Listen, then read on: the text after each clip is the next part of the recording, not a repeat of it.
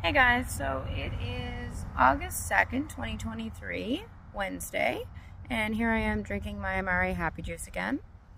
Now, once again, this stuff is amazing. I feel completely full of motivation and determination, and I feel just the right amount of energy, and I don't feel tired at all.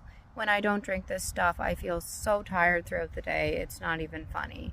Like, I can hardly hold my eyes open all day. I do still have a little bit of a sunburn, but don't worry, I have sunscreen on. I'm sitting outside once again doing angel card readings, or at least trying to. I know it is early and it's a Wednesday, so I'm not going to get a lot of people stop by. But I did have one lady say she's going to come back, so that's awesome. I found yesterday it worked out a lot better in the evening between 4 and 9 p.m. People were stopping in as opposed to earlier in the day. I didn't get out till 2 o'clock yesterday, but people were stopping in between 4 and 9 because obviously they were getting off work and then they were interested in stopping in. I actually planned on packing up around 8 p.m., but I ended up staying out till almost 9 o'clock because I had 3 or 4 people, last minute people, come up wanting a reading done.